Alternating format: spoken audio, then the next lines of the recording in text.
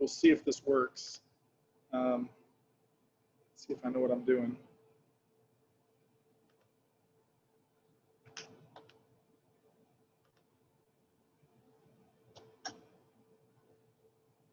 So can you guys see that? I don't know what you're seeing. I can't hear anybody. Yeah, we see it. Yeah, looks good, man. Looks good. Great. Okay, so our ministry started 10 years ago. So this is 10 years of ministry for us. We celebrated that at our gala this year. And our purpose of feeding people physically and spiritually is basically working to connect the community together in Christ through a hot meal each week. And anybody's welcome, everybody's welcome. We work with local churches in the community to recruit volunteers, but you don't have to be a Christian per se to volunteer with us. Anybody's welcome to come join us and volunteer and serve alongside of us, although we are a faith-based organization. And we're not shy about that. We also don't necessarily cram it down everybody's throat. So you're welcome, everybody's welcome, and we welcome our guests to come serve with us. So part of our heartbeat is to really focus on the Great Commission of making disciples that make disciples. And I'll talk about that in just a minute. But really the way we see that playing out is by engaging the community, and those that are coming to be served, to engage them to come and serve with us and alongside of us. And it creates a community, and it addresses all kinds of needs. And so I'll go into that in just a second. But I have a video that is kind of a quick little recap from our event that we just put on. So it's about 1.5 minutes. So I'm going to play that real quick, and then we'll continue.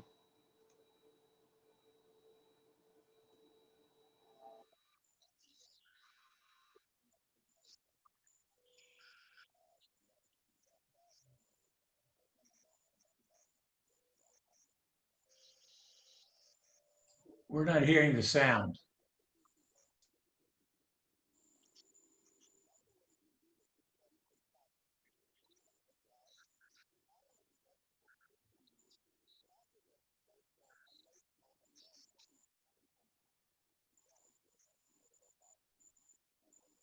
Still no sound, man. Okay.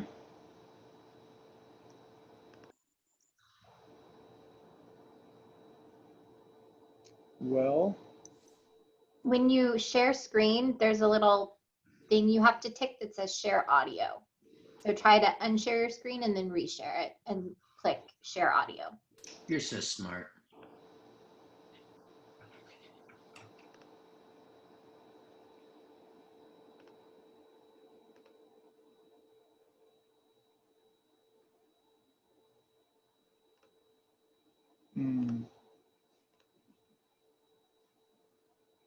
Oh, there it is.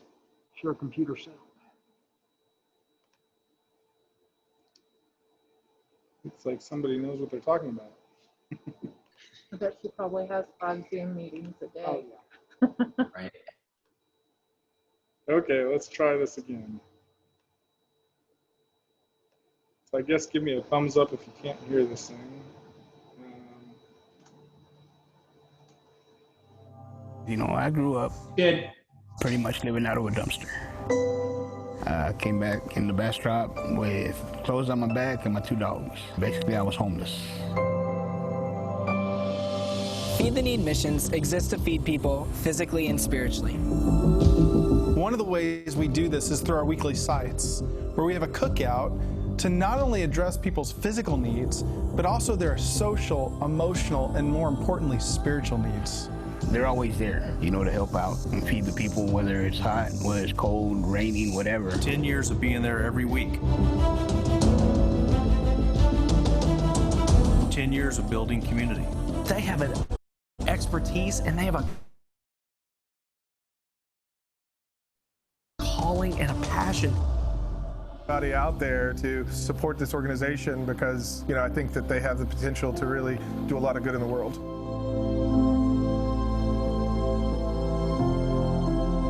It doesn't matter your age, gender, or your race. everybody's breaking bread together.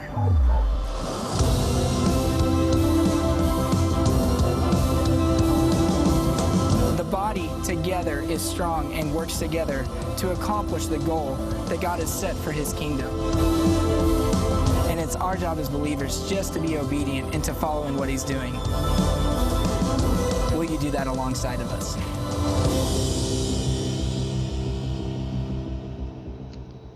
So that was just a little taste of the gala that we just put on, or gala. Different people say it 2 different ways. And if anybody happened to watch our live stream from our gala, you would have probably gotten a little bit of wind of that conversation, which was fun. Those were some clips from our event. You can watch it on our YouTube channel or on Facebook. So the video's up. It's about an hour and 26-minute presentation. It does a great job of explaining more about the ministry and what we've been up to and what we've been doing. And we've got some great speakers that were on there. Kevin McLaughlin, who had appeared twice in this short little clip, is actually a retired lieutenant general from the Air Force, who spoke as a keynote speaker for us this year at the event. He had a great word for everybody. So if you're interested in going back and watching that, I encourage you to do so. But our vision is not just limited to Bastrop. Our vision that we feel that God's given us is to spread this model of feeding people physically and spiritually on a national and global scale. And so everything that we've been doing has been learning and working towards spreading this ministry all over the globe. Last October, we actually had an opportunity to go to Ukraine and serve alongside Gary Chadwick, who is a local missionary here in Bastrop from Calvary Baptist Church, who was over there. He's currently back temporarily and looking to head back, but he's doing some other work in the community right now. But we served alongside of him over in Ukraine, and it was fascinating learning about another culture and yet how the same need is still there. So it really transplants to all different cultures. We've also had opportunities to go to Mexico and the Dominican Republic as well. And so we've seen the same model in some different cultures and been able to implement some similar type scenario. And it's simple. It really is simple. And that's part of our heartbeat is it's about sharing a meal together. And all of humanity has a basic physical need of food. And so it's a common denominator. And that's what we found is sharing and breaking bread together and sharing a free meal goes a long ways to building community, which leads me to my next slide. So our focus as an outreach is to work on 4 areas of poverty. Physical, being the food, is the one area that we work to first address. And people that are physically poor, a lot of folks look to us and say, well, you're a homeless outreach, or you take care of the homeless, or they work with those that are super impoverished. And although that's true, it's not limited to just that. Anybody's welcome. Everybody's welcome. You are welcome. And for us, food is that everybody needs to eat. And so although it is appealing and it does draw in those that are physically poor, and physical poverty is really relative, right? So somebody that, I've had lots of conversations with people that are on the streets and they don't see themselves as physically poor at all. Or people that are living in poverty and they don't see themselves as physically poor at all. And I've seen the reverse of that too. And so we see a mix of that. But the thing that we do see in community at all levels is social poverty, and that's lack of community. And so in a lot of cases, people that are physically poor identify as being socially poor more than physically poor. And so the way that we work to address social poverty is by having this cookout, and it's inclusive and everybody's welcome, and we come together and we share a meal together, and that begins to address that social poverty need. And I don't care how rich or poor you are, you can find yourself isolated and lacking community. And there's something about a cookout that creates community. And so that's part of the model. The other aspect is emotional. That's the person.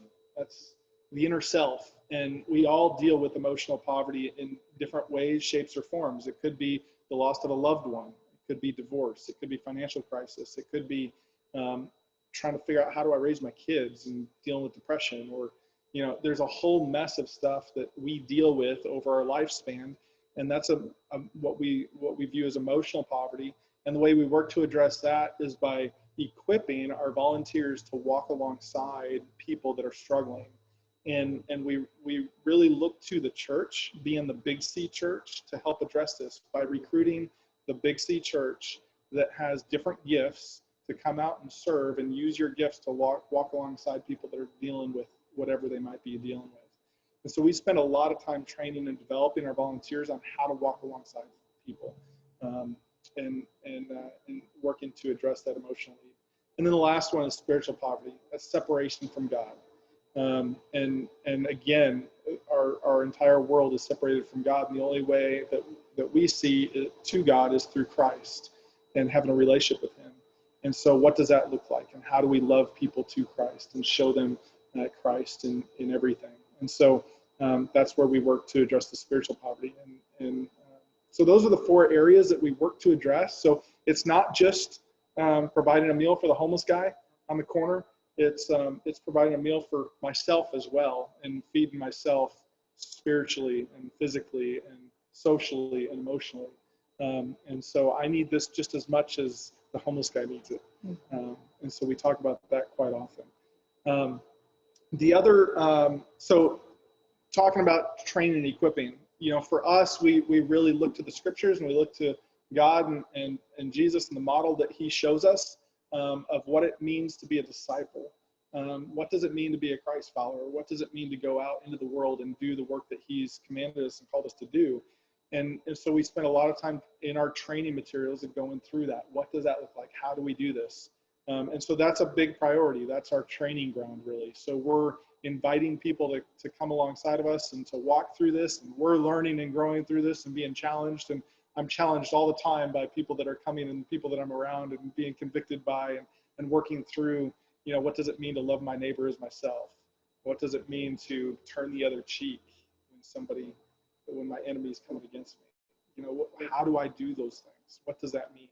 And how do I live that out? And so we're spending a lot of time walking with our volunteers and equipping them. We do that through a volunteer lead team at each site. Each site has about a 6-man team, essentially, that's a lead team plus the additional volunteers. We have our site coordinator, and then we have our site leads. And the leads all have different kind of roles, but we spend a lot of time training and equipping them so that they can train and equip other volunteers that are coming to the sites. So that's kind of how the sites are running. I keep referring to the sites, and I don't know that you guys all have context, but a site for us is a weekly event where we set up and have a cookout, and volunteers come out and they serve, and we give away free food for that hour that we're out there serving. No strings attached. Anybody's welcome. And if you need prayer or you want to stay and chat and talk, we're there to listen, we're there to talk, we're there to pray, whatever you need. And it's a community event that we do once a week, same time, same place, 52 weeks a year, rain or shine. We're setting up and doing this each week. We have 8 of those communities that serve every week currently. 2 of them are in the city of Bastrop. One is what we call Bastrop South, which is at Primera Baptist Church. It meets on Monday nights. The other one is Bastrop North that meets at the Housing Authority on Linden and Main Street. And that serves on Sunday evenings. And then the others are scattered around. We have a few others in the county here. We have Giddings, Lee County, and then North Texas. We have a couple, and we're working to expand to even more communities. The next big component that we also do is disaster relief. Disaster relief, and I'm seeing a number here I need to update that's wrong. I'll talk about that in a second. But disaster relief, we utilize our volunteers and our resources, our equipment to respond in times of need. We've actually responded to 20 disasters to date. This says 18. It was out of date when I did it. We've since just a few weeks ago we responded to our 20th disaster by going to Jennings, Louisiana, after Hurricane Laura just came through. And so it was just the other side of Lake Charles. And so we were out there for about a week and providing meals and listening here and just loving on the community. We've also, for Bastrop County, we've been coordinating meals for COVID positive quarantine families. And so the police chief reached out to me at the beginning of COVID when they were starting to quarantine folks and asked for us to help coordinate some meals. And so we've been providing families with 2 weeks of meals basically if they've been mandatory quarantined to their home during this pandemic. So that's been quite interesting to coordinate. It's a county-wide kind of thing, and so it's been all kinds of interesting. A lot of fun, a lot of blessing, and a lot of challenges to say the least. Trying to feed so many people outside of our normal routine in an extended disaster scenario, and so very different. We have been able to provide over 160,000 meals to date on our disaster responses. The first one being Joplin, Missouri in 2011 when an F5 ripped through their community. For the most part, we respond first to our local communities because those are our priorities. And so anytime there's a disaster, the Bastrop wildfires, the complex fires, the Memorial Day floods that we had a few years back, all of those we've always been ready and eager to serve during those times. Got a quick little quote here from Barbara. We responded a couple of years ago to a tornado that went through Franklin. I always can't think of it. It's Franklin or Frankfurt. I think it's Franklin, Texas, just north of College Station. Franklin, yep. And Barbara was one of the ladies that came out and that we served, and her quote was just so great. She said, "I'm here every morning. I come here every morning and every evening, and sometimes lunch time too.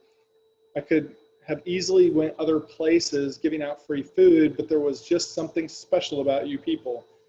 I know it's God, but come on, there must be something else." And it was just so neat to hear that, because we hear those kind of things all the time. When we're out serving, again, it's a sacrificial heart to be there, to serve, to love on the community.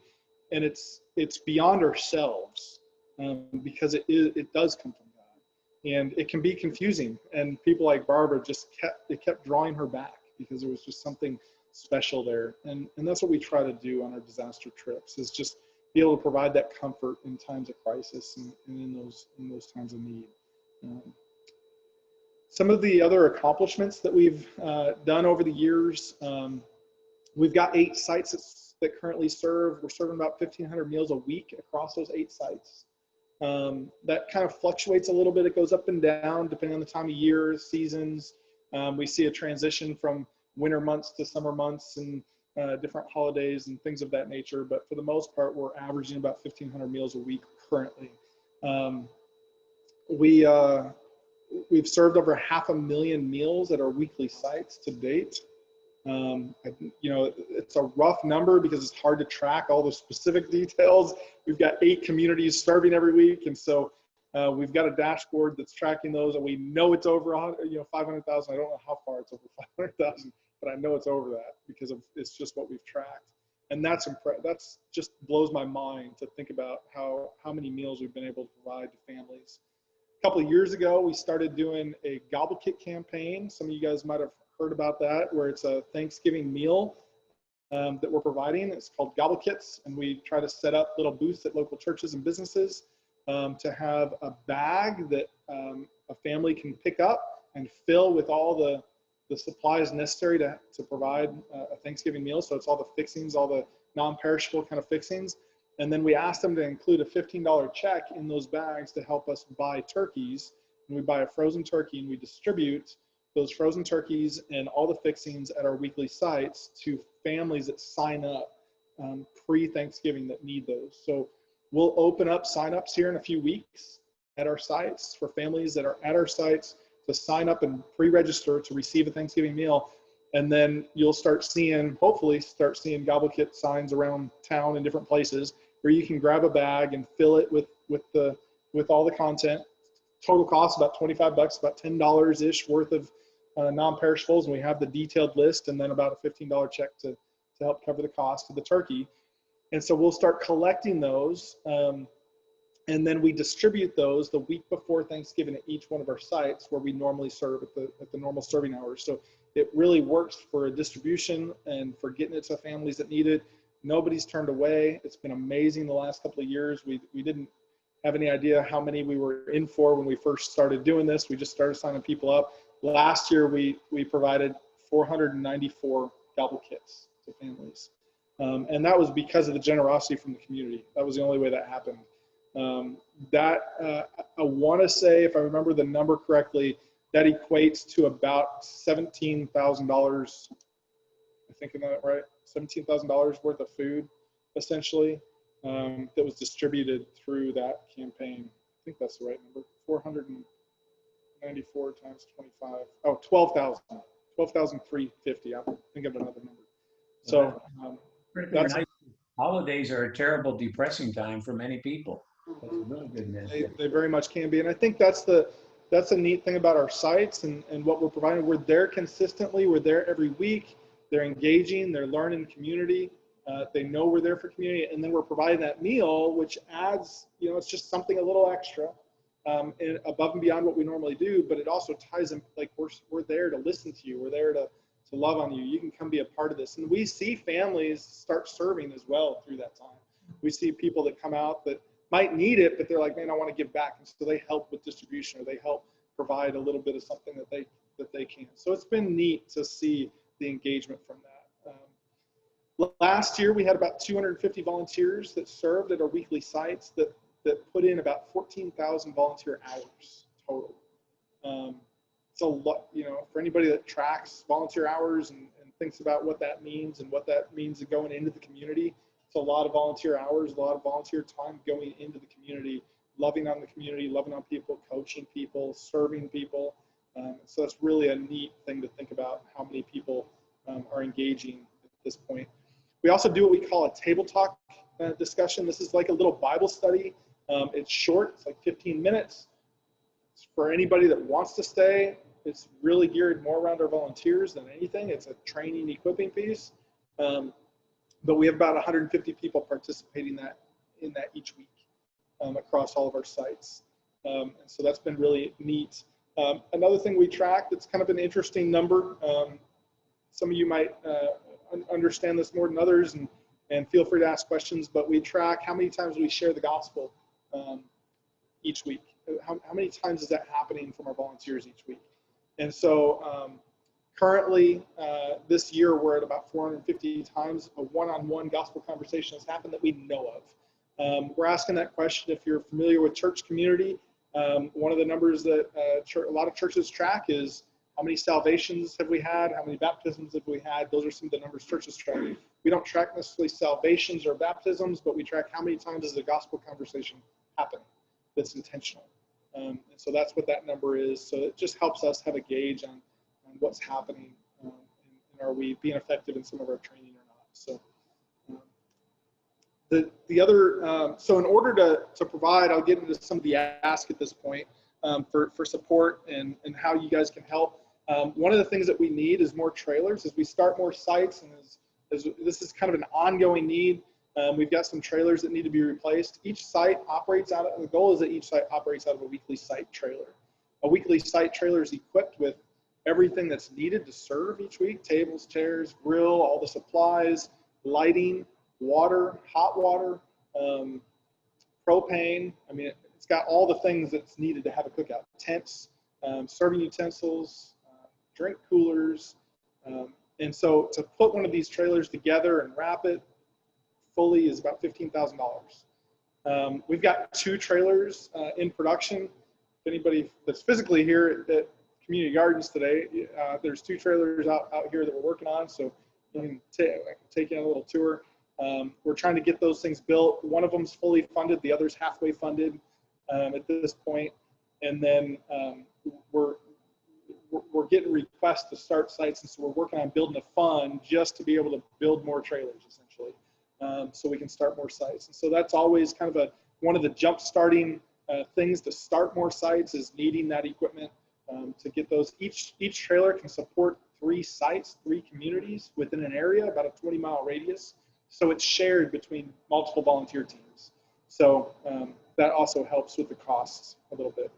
One of our Rotary thing, I think our menu cook, I think we help support some of that trailer stuff. Yes.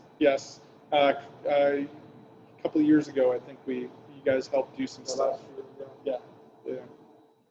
Oh, yeah, that's when someone broke into one of your trailers. Yeah, we had one stolen. Yeah, that's what it was. Yes, that was really sad. We did recover it. It was kind of a mess, and we had to spend some money to get it back up and running.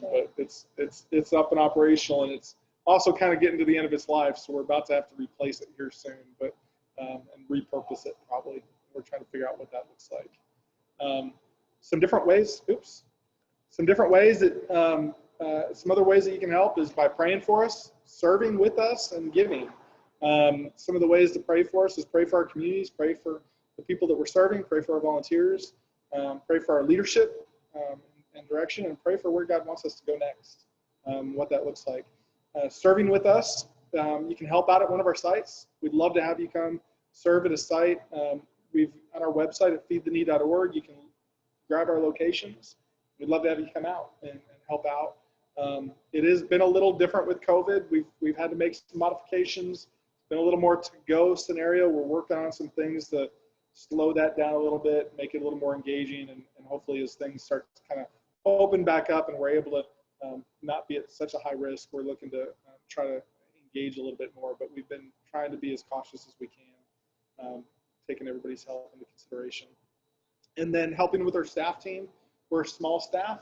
We're a lot of part-time staff, and there's a lot of work to do on the back end. So, if somebody has a gift or something that they want to use and help out with our staff team, especially around major events like our gala, we'd love to have you help serve in that, in that arena if that's something you're interested in. And then just spreading the word about the organization, what we're doing, getting the word out. That's another great way to help just be an advocate for us. Giving, obviously, making a gift. Any kind of donation is helpful. Sponsoring an event. We do various events throughout the year. Our gala is the big one, and Classic Bank sponsored this year. First National Bank also sponsored this year, and we had a bunch of other local businesses sponsoring Spiral Drill and some others. So you can sponsor an event. We also have, we're talking about in the spring doing a burger cook-off event. And so we'll probably be looking for some sponsors around that event as well and trying to figure out what that looks like. So that might be an option, or put on a fundraiser of your own. That's another way that you can give. And so those are just some different ways you can give to help support the cause and what we're doing. So I'll open it up for questions and try to answer them the best I can.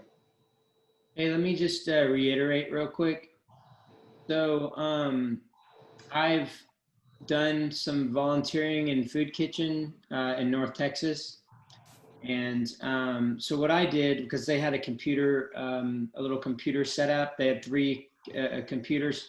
And so what I did was I helped the people that were unable to use computers when they weren't really savvy on them. And so it helped them to set up a Facebook page or to get on Craigslist to look for a job. So the Facebook would be kind of like looking for your family or connecting with old friends or something, right?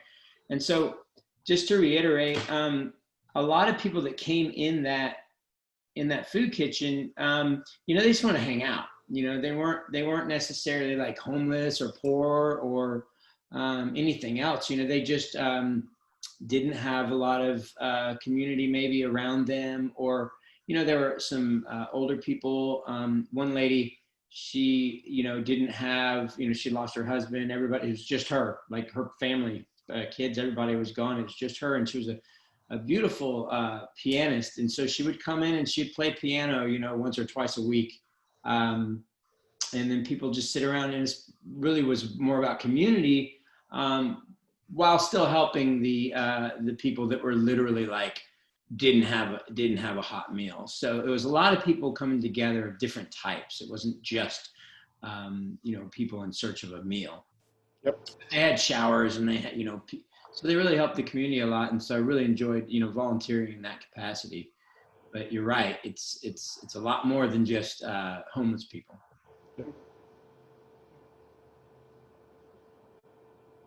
This is very informative. What we'll do is if you send the slides to me, or they're going to be saved on the computer anyways. Yes. We'll post it to our members, and we'll post a video, and we'll share it with their members. It was very illuminating. Thank you. Yeah, and if you could reach out to us about the different levels of sponsorship, I'm sure we can all sort of decide, what level there is there. It's a really great organization. I think it fits right into the Rotary mission. You know what I mean? Yeah. Yeah. Absolutely. Thank you.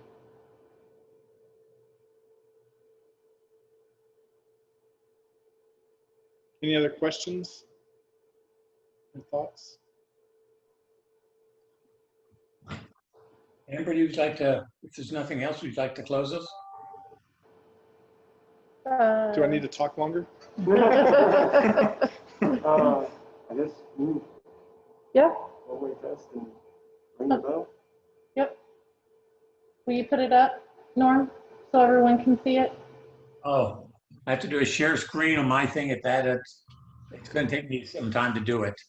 I think we should know the four-way test. We started. Okay. Yeah. Please join me in the four-way test of the things we think, say, and do. First, is it the truth? Second, is it fair to all? Third, fourth, Will be beneficial to all concerned. then Thank you all for attending. We had 11 people remotely, and we had, I don't know, some number of people, so it's great. Thank you. There's 4 of us here. 4 of us. Okay, hey, Okay. we're the best we can. We're gonna see about getting that same kind of camera you have. I need to give. yeah, thank you. Yeah. I've had it for a year and a half now, so it's been great. Thank you. It's very, very informative. Okay, thank you all for joining us, and we'll see you again, same time, same place next week. Okay. Thanks, guys. All right. Thank you. Bye. All right. Yeah, Very informative. very good. Thank Yeah, you. I've seen signs around, but that was good.